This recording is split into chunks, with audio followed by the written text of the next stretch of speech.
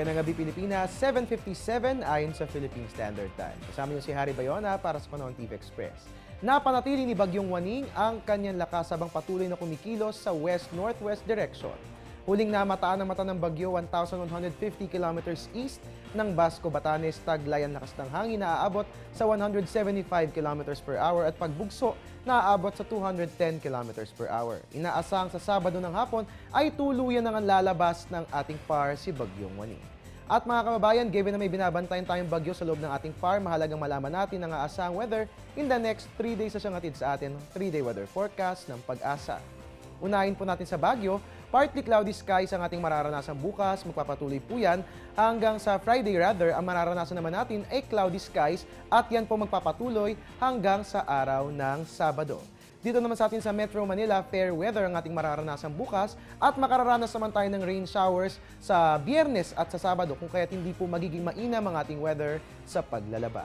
Sa Metro Cebu naman po, partly cloudy skies ang maaasahan bukas at sa Biyernes at makararanas naman tayo ng maulang Sabado.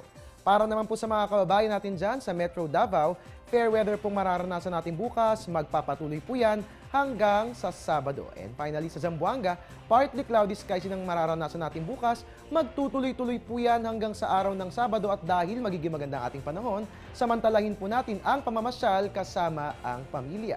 At dahil nasa panahon na rin po tayo ng tag-ulan, ating isagawa ang KKK. Ang unang letter K, kalinisan kontra dengue, kaagapan sa pag-iimpok ng pagkain at ang panguling letter K, kaalaman at kamulatan tungkol sa lagay ng ating panahon. At yan nga po ang 3-day weather forecast at idyan sa atin ng Pag-asa. Magbabalik po ang ating ulat panahon makalipas sa isang paalala. Download the Air 21 mobile app on your iPhone to avail of shipment tracking, rate calculator, and locations listing. Air 21 mobile app is also available on iPod Touch, iPad, Android, and BlackBerry. Know more about the Air 21 mobile app on air21.com.ph. At mga kababayan, bago po kami tuloy magpaalam, nais lamang naming batiin ng happy birthday si Mr. Traffic Reporter Haji Camino. Happy birthday sa iyo, Haji, at maraming salamat sa biyayang dinala mo rito sa Pag-asa.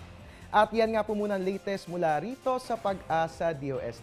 Please like our Facebook page or you can also follow us on Twitter. At para mag-update tayo palagi sa lagay ng ating weather, pwedeng bisitahin ng ating website www.panahon.tv. At bukas nga po alas 5 ng umaga, show some love sa ating weather lover na si Amor Larosa sa Panahon TV kung sa walang pinipiling panahon ang pagbibigay impormasyon. Umulan o umaraw man, I'm the man, your weatherman Harry Bayona na nagpapaalalang tiwala lang. May tamang panahon ang bawat pagkakataon. Magandang gabi po.